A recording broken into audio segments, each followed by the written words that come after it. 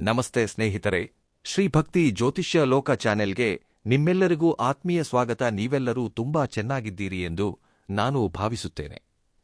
ಇವತ್ತಿನ ಈ ಮಾಹಿತಿ ಯಾವುದೇ ಸಾಮಾನ್ಯ ವಿಷಯದ ತರಹ ಅಲ್ಲ. ಇಂದು ನಾನು ನೇರವಾಗಿ ನಿಮ್ಮ ಹೃದಯದೊಂದಿಗೆ ಮಾತನಾಡಲು ಬಂದಿದ್ದೇನೆ. ವಿಶೇಷವಾಗಿ ನಮ್ಮ ಮಕರ ರಾಶಿಯ ಎಲ್ಲಾ ಸಹೋದರ ಸಹೋದರಿಯರೇ, ಇವತ್ತಿನ ಈ ವಿಡಿಯೋ ಕೇವಲ ನಿಮಗಾಗಿ ಮಾತ್ರ. ಸ್ನೇಹಿತರೆ, ನೀವು ಓಡುತ್ತಿದ್ದೀರಿ, ನಿಮ್ಮ ಸಂಪೂರ್ಣ ಶಕ್ತಿಯನ್ನು ಹಾಕುತ್ತಿದ್ದೀರಿ, ಹಗಲು ರಾತ್ರಿ ಶ್ರಮಿಸುತ್ತಿದ್ದೀರಿ. ಆದರೂ ಯಶಸ್ಸು ಅಥವಾ ಗುರಿ ನಿಮಗಿಂತ 2 ಹೆಜ್ಜೆ ದೂರದಲ್ಲೇ ಉಳಿದುಬಿಟ್ಟಿದೆ ಎಂದು ನಿಮಗೊಮ್ಮೆಯಾದರೂ ಅನಿಸಿದೆಯೇ? ಅದೃಷ್ಟ ನಿಮ್ಮಿಂದ ಮುಖ ತಿರುಗಿಸಿಕೊಂಡಿದೆ ಮತ್ತು ನಿಮ್ಮ ಪಾಲಿನ ಸಂತೋಷ ಬೇರೆಯವರ ಮಡಿಲು ಸೇರುತ್ತಿದೆ ಎಂದು ಎಂದಾದರೂ ಅನಿಸಿದೆಯೇ? ನೀವು ಒಳಗಿನಿಂದಲೇ ಮುರಿದು ಹೋಗುತ್ತೀರಿ, ದಣಿದು ಬಿಡುತ್ತೀರಿ ಮತ್ತು ಒಂಟಿಯಾಗಿ ಯೋಚಿಸುತ್ತೀರಿ. ಅಷ್ಟಕ್ಕೂ ನನ್ನ ತಪ್ಪಾದರೂ ಏನಿತ್ತು? ನಾನು ಯಾರ ಕೆಡುಕನ್ನೂ ಬಯಸಲಿಲ್ಲ, ಆದರೂ ನನ್ನೊಂದಿಗೆ ಯಾಕೆ ಹೀಗಾಗುತ್ತದೆ? ಮಕರ ರಾಶಿಯ ಸ್ನೇಹಿತರೆ, ಕಳೆದ ಕೆಲವು ವರ್ಷಗಳಲ್ಲಿ ನೀವು ಅನುಭವಿಸಿದ ನೋವು, ಎದುರಿಸಿದ ಮಾನಸಿಕ ಒತ್ತಡ ಮತ್ತು ಅನುಭವಿಸಿದ ಒಂಟಿತನವನ್ನು ನಿಮಗಿಂತ ಚೆನ್ನಾಗಿ ಬೇರೆ ಯಾರೂ ಅರ್ಥಮಾಡಿಕೊಳ್ಳಲು ಸಾಧ್ಯವಿಲ್ಲ. ಜನರು ನಿಮ್ಮತ್ತ ಬೆರಳು ಮಾಡಿದರು, ನಿಮ್ಮವರೇ ಆದವರು ನಿಮ್ಮ ಕೈಬಿಟ್ಟರು ಮತ್ತು ನಿಮ್ಮ ಕಠಿಣ ಶ್ರಮದ ಗೌರವವನ್ನು ಬೇರೆ ಯಾರೋ ಪಡೆದುಕೊಂಡರು. ಆದರೆ ಇಂದು ನಾನು ನಿಮಗೆ ಹೇಳಲು ಬಂದಿದ್ದೇನೆ, ಇನ್ನು ಮುಂದೆ ಅಳುವ, ಚಿಂತಿಸುವ ಅಥವಾ ನಿಮ್ಮ ಹಣೆಬರಹವನ್ನು ದೂಷಿಸುವ ಸಮಯ ಮುಗಿದು ಹೋಗಿದೆ. ಜ್ಯೋತಿಷ್ಯ ಶಾಸ್ತ್ರದಲ್ಲಿ ಒಂದು ರಹಸ್ಯ ವಿಷಯವಿದೆ, ಒಂದು ಮಹಾಸತ್ಯವಿದೆ. ಅದನ್ನು ಇಂದು ನೀವು ಅರ್ಥಮಾಡಿಕೊಂಡು ನನ್ನ ಈ ಒಂದು ಮಾತನ್ನು ನಿಮ್ಮ ಜೀವನದಲ್ಲಿ ಅಳವಡಿಸಿಕೊಂಡರೆ ಖಂಡಿತವಾಗಿಯೂ ನಿಮ್ಮ ಮಲಗಿರುವ ಅದೃಷ್ಟ ತಕ್ಷಣವೇ ಜಾಗೃತಗೊಳ್ಳುತ್ತದೆ. ನಿಮ್ಮ ಜೀವನದ ಎಲ್ಲಾ ಮುಚ್ಚಿದ ಬಾಗಿಲುಗಳು ಒಂದೊಂದಾಗಿ ತೆರೆದುಕೊಳ್ಳುತ್ತವೆ. ಅದಕ್ಕಾಗಿಯೇ ಈ ಮಾಹಿತಿಯನ್ನು ಕೊನೆಯವರೆಗೂ ಗಮನವಿಟ್ಟು ಕೇಳಿ, ಏಕೆಂದರೆ ಇಂದು ನಿಮ್ಮ ಜೀವನವೇ ಬದಲಾಗಲಿದೆ. ಇನ್ನು ಜ್ಯೋತಿಷ್ಯದ ಆ ಅತ್ಯಂತ ದೊಡ್ಡ ಸಿಹಿಸುದ್ದಿಯ ಬಗ್ಗೆ ಮಾತನಾಡೋಣ. ಇದಕ್ಕಾಗಿ ನೀವು ವರ್ಷಗಳಿಂದ ಕಾಯುತ್ತಿದ್ದಿರಿ. ಸ್ನೇಹಿತರೆ, ಮಕರ ರಾಶಿಯವರ ಜೀವನದಲ್ಲಿ ಕಳೆದ 7 ವರ್ಷಗಳಿಂದ ಆವರಿಸಿದ್ದ ಕತ್ತಲೆ ಹಾಗೂ ನಿಮ್ಮ ನಿದ್ದೆಗೆಡಿಸಿದ್ದ ಮಾನಸಿಕ ಒತ್ತಡದ ಆ ಕಾಲಘಟ್ಟ ಈಗ ಸಂಪೂರ್ಣವಾಗಿ ಕೊನೆಗೊಂಡಿದೆ. ನಿಮ್ಮ 7 ಶನಿ ದಶೆಯು ಸಂಪೂರ್ಣವಾಗಿ ಮುಕ್ತಾಯವಾಗಿದೆ. ಶನಿದೇವರು ನಿಮ್ಮ ರಾಶಿಯನ್ನು ಬಿಟ್ಟು ಈಗ ಮೀನ ರಾಶಿಯನ್ನು ಪ್ರವೇಶಿಸಿದ್ದಾರೆ. ಯೋಚಿಸಿ, 7 ವರ್ಷ ಅಂದರೆ ಸಣ್ಣ ಸಮಯವಲ್ಲ. ಈ ಅವಧಿಯಲ್ಲಿ ನೀವು ನಿಮ್ಮ ವೃತ್ತಿಜೀವನದಲ್ಲಿ ಏರಿಳಿತಗಳನ್ನು ನೋಡಿದ್ದೀರಿ, ವ್ಯಾಪಾರದಲ್ಲಿ ನಷ್ಟವನ್ನು ಅನುಭವಿಸಿದ್ದೀರಿ, ಸಾಲದ ಸುಳಿಗೆ ಸಿಲುಕಿದ್ದೀರಿ ಮತ್ತು ಎಲ್ಲಕ್ಕಿಂತ ಹೆಚ್ಚು ನೋವಾಗಿದ್ದು ಯಾವಾಗ ಎಂದರೆ, ನೀವು ಯಾರನ್ನು ಕಣ್ಣು ಮುಚ್ಚಿ ನಂಬಿದ್ದಿರೋ ಆ ನಿಮ್ಮ ಆಪ್ತರೇ ಸಮಯ ಬಂದಾಗ ನಿಮ್ಮ ಕೈಬಿಟ್ಟರು ಅಥವಾ ನಿಮಗೆ ದ್ರೋಹ ಮಾಡಿದರು. ಆದರೆ ಜ್ಯೋತಿಷ್ಯದ ನಿಯಮ ಏನು ಹೇಳುತ್ತದೆ ಎಂದರೆ, ಶನಿದೇವರು ಯಾವುದೇ ರಾಶಿಯಿಂದ ವಿದಾಯ ಪಡೆಯುವಾಗ ಆ ವ್ಯಕ್ತಿಗೆ ಅವನ ಕಠಿಣ ಶ್ರಮದ ಸಂಪೂರ್ಣ ಫಲವನ್ನು ನೀಡಿ ಹೋಗುತ್ತಾರೆ. ಅವರು ನಿಮ್ಮನ್ನು ಸುಟ್ಟು ಅಪರಂಜಿ ಚಿನ್ನವಾಗಿಸಿದ್ದಾರೆ. ಈಗ ಶನಿದೇವರು ನಿಮ್ಮ ರಾಶಿಯಿಂದ 3ನೇ ಮನೆಯಲ್ಲಿ ಗೋಚರಿಸುತ್ತಿದ್ದಾರೆ. ಜ್ಯೋತಿಷ್ಯ ಶಾಸ್ತ್ರದಲ್ಲಿ 3ನೇ ಮನೆಯ ಶನಿಯನ್ನು ಅತ್ಯಂತ ಶಕ್ತಿಶಾಲಿ ಮತ್ತು ಶುಭ ಎಂದು ಪರಿಗಣಿಸಲಾಗುತ್ತದೆ. 3ನೇ ಮನೆ ಎಂದರೆ ಅದು ನಿಮ್ಮ ಪರಾಕ್ರಮ, ನಿಮ್ಮ ಧೈರ್ಯ, ನಿಮ್ಮ ಕಿರಿಯ ಒಡಹುಟ್ಟಿದವರು ಮತ್ತು ನಿಮ್ಮ ಸವಾಲುಗಳನ್ನು ಎದುರಿಸುವ ಸಾಮರ್ಥ್ಯವನ್ನು ಸೂಚಿಸುತ್ತದೆ. ಇದರರ್ಥ ಈಗ ನಿಮ್ಮಲ್ಲಿ ಒಂದು ಅದ್ಭುತ ಶಕ್ತಿಯ ಸಂಚಾರವಾಗಲಿದೆ. ಕಳೆದ ಹಲವು ವರ್ಷಗಳಿಂದ ನಿಮ್ಮ ಮನಸ್ಸಿನಲ್ಲಿದ್ದ ಭಯ, ಹಿಂಜರಿಕೆ ಮತ್ತು ಹತಾಶೆ ಈಗ ಸಂಪೂರ್ಣವಾಗಿ ಮಾಯವಾಗಲಿದೆ. 3ನೇ ಮನೆಯಲ್ಲಿ ಕುಳಿತು ಶನಿದೇವರು ನಿಮಗೆ ಅದ್ಭುತ ಧೈರ್ಯವನ್ನು ನೀಡಲಿದ್ದಾರೆ. ಈಗ ನೀವು ಜೀವನದಲ್ಲಿ ದೊಡ್ಡ ನಿರ್ಧಾರಗಳನ್ನು ತೆಗೆದುಕೊಳ್ಳಲು ಹೆದರುವುದಿಲ್ಲ.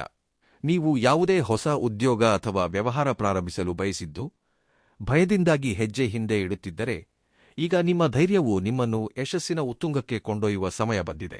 ಇಲ್ಲಿ ಕುಳಿತಿರುವ ಶನಿ ಹೇಳುತ್ತಾನೆ, ಎದ್ದೇಳು, ಶ್ರಮಿಸು ಮತ್ತು ಧೈರ್ಯದಿಂದ ಮುನ್ನಡೆ, ನಾನು ನಿನ್ನೊಂದಿಗಿದ್ದೇನೆ. ಬನ್ನಿ, ಈಗ ಆಳವಾಗಿ ಅರ್ಥಮಾಡಿಕೊಳ್ಳೋಣ ನಿಮ್ಮ ಜೀವನದ ವಿಭಿನ್ನ ಕ್ಷೇತ್ರಗಳ ಮೇಲೆ ಇದು ಎಂತಹ ಪ್ರಭಾವ ಬೀರಲಿದೆ ಎಂದು. ಉದ್ಯೋಗಿಗಳಿಗೆ ಈ ಸಮಯವು 1 ವಾರಕ್ಕಿಂತ ಕಡಿಮೆಯಿಲ್ಲ.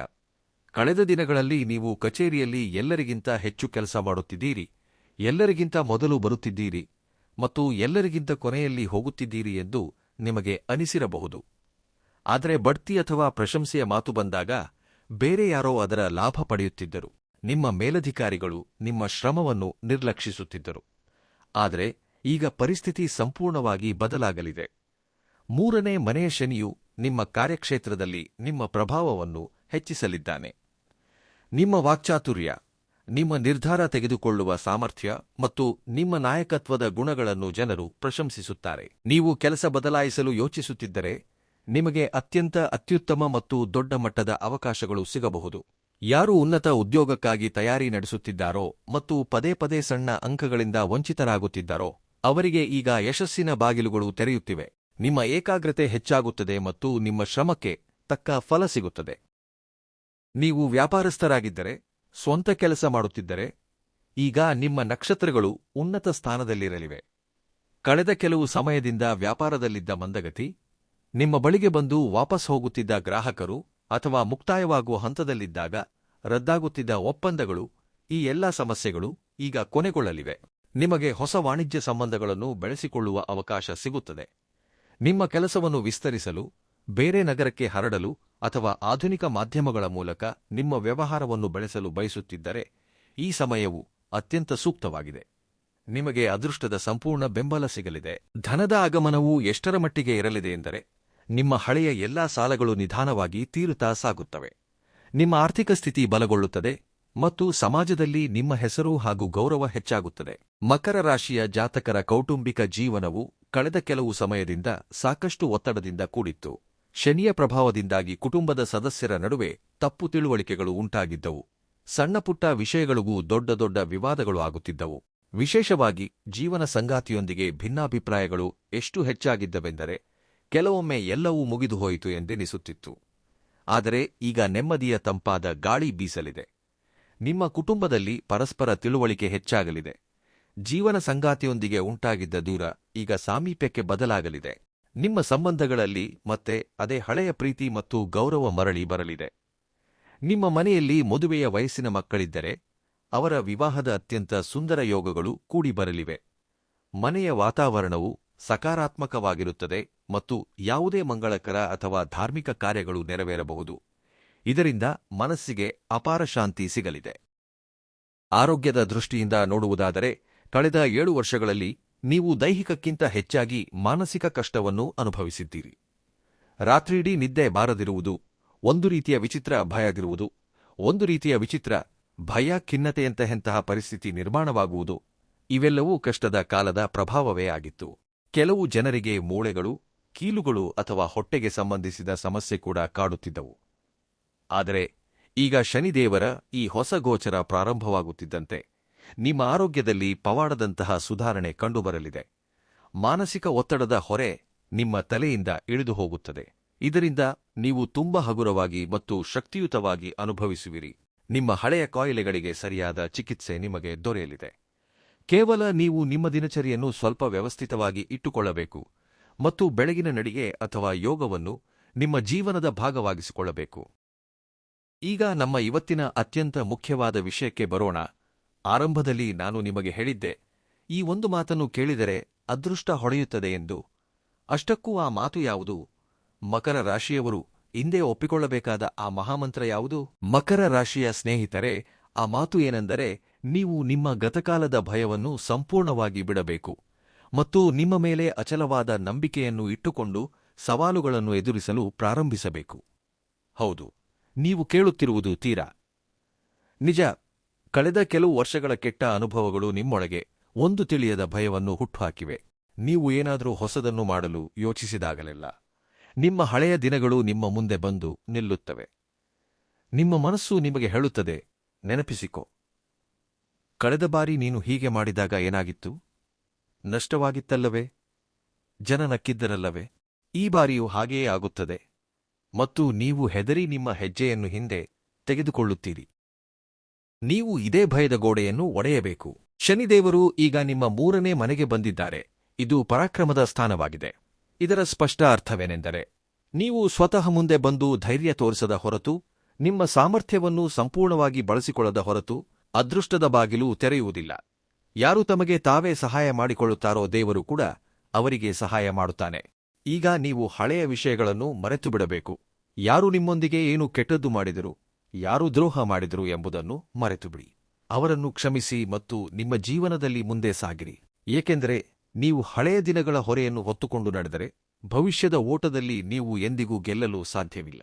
ನೀವು ದುರ್ಬಲರು ಅಥವಾ ನಿಮ್ಮ ಅದೃಷ್ಟ ಕೆಟ್ಟದಾಗಿದೆ ಎಂಬ ಆಲೋಚನೆಯನ್ನು ಇಂದೇ ನಿಮ್ಮ ಮನಸ್ಸಿನಿಂದ ಹೊರಹಾಕಿ. ನಿಮ್ಮ ಅದೃಷ್ಟ ತುಂಬಾ ಅದ್ಭುತವಾಗಿದೆ. ಕೇವಲ ನಿಮ್ಮ ಒಳ್ಳೆಯ ಸಮಯ ಪ್ರಾರಂಭವಾಗಿದೆ ಎಂಬುದನ್ನು ನಂಬುವ ಅಗತ್ಯವಿದೆ ಅಷ್ಟೇ. ಪೂರ್ಣ ಆತ್ಮವಿಶ್ವಾಸದೊಂದಿಗೆ ಭಯವಿಲ್ಲದೆ ನಿಮ್ಮ ಕೆಲಸದಲ್ಲಿ ತೊಡಗಿಸಿಕೊಳ್ಳಿ. ಹೊಸ ಹೂಡಿಕೆ ಮಾಡಬೇಕಿದ್ದರೆ ಸಂಪೂರ್ಣ ಯೋಚನೆಯೊಂದಿಗೆ ಹೆಜ್ಜೆ ಮುಂದೆ ಇಡಿ. ಉದ್ಯೋಗದಲ್ಲಿ ಹೊಸ ಜವಾಬ್ದಾರಿಗಳನ್ನು ನೀವೇ ಮುಂದೆ ಬಂದು ವಹಿಸಿಕೊಳ್ಳಿ. ನೀವು ಈ ಧೈರ್ಯವನ್ನು ತೋರಿಸಿದಾಗ ಬ್ರಹ್ಮಾಂಡದ ಎಲ್ಲಾ ಶಕ್ತಿಗಳು ಮತ್ತು ಶನಿದೇವರ ಕೃಪೆಯು ನಿಮ್ಮ ಅದೃಷ್ಟವನ್ನು ಬದಲಾಯಿಸಿಬಿಡುತ್ತದೆ. ಶನಿದೇವರು ನಿಮ್ಮ ರಾಶಿಯ ಅಧಿಪತಿಯಾಗಿದ್ದಾರೆ. ಹೌದು, ಅವರು ಈಗ ನಿಮಗೆ ತುಂಬಾ ಶುಭ ಫಲಗಳನ್ನು ನೀಡಲಿದ್ದಾರೆ. ಆದರೆ ಅವರ ಕೃಪೆಯನ್ನು ಇನ್ನೂ ಹೆಚ್ಚು ಹೆಚ್ಚಿಸಿಕೊಳ್ಳಲು ಮತ್ತು ನಿಮ್ಮ ಜೀವನದ ಉಳಿದಿರುವ ಅಡೆತಡೆಗಳನ್ನೂ ಸಹ ಕೊನೆಗೊಳಿಸಲು ನಾನು ನಿಮಗೆ 2 ಅತ್ಯಂತ ಸರಳ ಆದರೆ ಅಚೂಕವಾದ ಪರಿಹಾರಗಳನ್ನು ತಿಳಿಸುತ್ತಿದ್ದೇನೆ. ಇವುಗಳನ್ನು ಖಂಡಿತವಾಗಿ ಮಾಡಿ. ಪ್ರತಿ ಶನಿವಾರದಂದು ಯಾರಾದರೂ ಬಡವರಿಗೆ, ನಿರ್ಗತಿಕರಿಗೆ ನಿಮ್ಮ ಶಕ್ತ್ಯಾನುಸಾರ ಆಹಾರವನ್ನು ನೀಡಿ ಅಥವಾ ದಾನ ಮಾಡಿ. ಶನಿದೇವರಿಗೆ ಪ್ರದರ್ಶನ ಇಷ್ಟವಿಲ್ಲ, ಅವರಿಗೆ ನಿಜವಾದ ಸೇವೆ ಇಷ್ಟ. ನೀವು ಯಾವುದೇ ಅಸಹಾಯಕ ವ್ಯಕ್ತಿಯ ಮುಖದಲ್ಲಿ ನಗು ತಂದಾಗ ಶನಿದೇವರು ನಿಮ್ಮ ಮೇಲೆ ತುಂಬಾ ಪ್ರಸನ್ನರಾಗುತ್ತಾರೆ. ಪ್ರತಿದಿನ ಸಂಜೆಯ ಸಮಯದಲ್ಲಿ ಅಥವಾ ವಿಶೇಷವಾಗಿ ಮಂಗಳವಾರ ಮತ್ತು ಶನಿವಾರದಂದು ಹನುಮಂತನ ಮುಂದೆ ದೀಪವನ್ನು ಹಚ್ಚಿ ಹನುಮಾನ್ ಚಾಲೀಸಾವನ್ನು ಪಠಿಸಿ. ಜ್ಯೋತಿಷ್ಯದಲ್ಲಿ ನಂಬಿಕೆಯಿದೆ ಏನೆಂದರೆ, ಯಾರು ಹನುಮಂತನ ಶರಣಿನಲ್ಲಿ ಇರುತ್ತಾರೋ ಅವರನ್ನು ಶನಿದೇವರು ಎಂದಿಗೂ ತೊಂದರೆಗೊಳಿಸುವುದಿಲ್ಲ, ಬದಲಿಗೆ ಅವರ ಪ್ರತಿ ಹೆಜ್ಜೆಯಲ್ಲೂ ರಕ್ಷಿಸುತ್ತಾರೆ. ಹಾಗಾದರೆ ನನ್ನ ಪ್ರೀತಿಯ ಮಕರ ರಾಶಿಯ ಸಹೋದರ ಸಹೋದರಿಯರೇ, ಇವತ್ತಿನ ಈ ಮಾಹಿತಿ ನಿಮಗೆ ಹೇಗೆನಿಸಿತು? ಈ ಮಾತುಗಳನ್ನು ಕೇಳಿ ನಿಮ್ಮೊಳಗೆ ಒಂದು ಹೊಸ ಉತ್ಸಾಹ, ಒಂದು ಹೊಸ ಭರವಸೆ ಮೂಡಿದೆ ಎಂದು ನಾನು ಸಂಪೂರ್ಣವಾಗಿ ನಂಬುತ್ತೇನೆ. ನಿಮ್ಮ ಮೇಲೆ ನಂಬಿಕೆ ಇಡಿ. ಸಮಯ ನಿಮ್ಮದಾಗಿದೆ ಮತ್ತು ಮಕರ ರಾಶಿಯವರು ಒಮ್ಮೆ ನಿರ್ಧರಿಸಿದರೆ ಅದನ್ನು ಸಾಧಿಸಿಯೇ ತೀರುತ್ತಾರೆ. ನಿಮ್ಮ ಶ್ರಮ ಎಂದಿಗೂ ವ್ಯರ್ಥವಾಗುವುದಿಲ್ಲ. ನಿಮಗೆ ಈ ಮಾಹಿತಿ ಇಷ್ಟವಾಗಿದ್ದರೆ ನಮ್ಮ ಈ ಪ್ರಯತ್ನಕ್ಕೆ ಮನಸ್ಸಿನಿಂದ ಒಂದು ಲೈಕ್ ಖಂಡಿತ ಮಾಡಿ. ನಿಮ್ಮ ಸ್ನೇಹಿತರು ಮತ್ತು ಕುಟುಂಬದ ಮಕರ ರಾಶಿಯ ಜನರೊಂದಿಗೆ ಇದನ್ನು ಹಂಚಿಕೊಳ್ಳಲು ಮರೆಯಬೇಡಿ. ಇದರಿಂದ ಅವರ ಜೀವನದಲ್ಲೂ ಒಂದು ಹೊಸ ಸಕಾರಾತ್ಮಕತೆ ಬರಲಿ. ಮತ್ತು ಕಮೆಂಟ್ ಬಾಕ್ಸ್ನಲ್ಲಿ ಜೈ ಶನಿದೇವ್ ಎಂದು ಬರೆಯುವುದನ್ನು ಖಂಡಿತ ಮರೆಯಬೇಡಿ. ನಿಮ್ಮ ಒಂದು ಕಮೆಂಟ್ ನಮಗೆ ತುಂಬಾ ಪ್ರೇರಣೆ ನೀಡುತ್ತದೆ. ನೀವು ನಮ್ಮ ಚಾನೆಲ್ಗೆ ಹೊಸಬರಾಗಿದ್ದರೆ ಮತ್ತು ಇದುವರೆಗೆ ನಮ್ಮ ಕುಟುಂಬವನ್ನು ಸೇರದೇ ಇದ್ದರೆ ಚಾನೆಲ್ ಅನ್ನು ಸಬ್ಸ್ಕ್ರೈಬ್ ಮಾಡಿ, ಬೆಲ್ ಐಕಾನ್ ಅನ್ನು ಖಂಡಿತವಾಗಿ ಒತ್ತಿ. ಇದರಿಂದ ಬರುವ ಎಲ್ಲಾ ಪ್ರಮುಖ ಮಾಹಿತಿಗಳು ನಿಮಗೆ ಎಲ್ಲಕ್ಕಿಂತ ಮೊದಲು ಸಿಗುತ್ತವೆ. ನಿಮ್ಮ ಅದೃಷ್ಟ ಬದಲಾಗಲಿದೆ ಮತ್ತು ಕಾಮೆಂಟ್ ಬಾಕ್ಸ್ನಲ್ಲಿ ಜೈ ಶನಿದೇವ ಎಂದು ಬರೆಯಿರಿ. ಸಂತೋಷವಾಗಿರಿ, ನಗುತ್ತಿರಿ ಮತ್ತು ಪೂರ್ಣ ಧೈರ್ಯದೊಂದಿಗೆ ಮುಂದೆ ಸಾಗಿರಿ. ಮುಂದಿನ ದಿನಗಳಲ್ಲಿ ಮತ್ತೊಂದು ಹೊಸ ಮತ್ತು ಅತ್ಯಂತ ಪ್ರಮುಖವಾದ ಮಾಹಿತಿಯೊಂದಿಗೆ ಭೇಟಿಯಾಗೋಣ. ಅಲ್ಲಿಯವರೆಗೆ ನಿಮ್ಮೆಲ್ಲರಿಗೂ ನನ್ನ ಪ್ರೀತಿಯ ನಮಸ್ಕಾರಗಳು.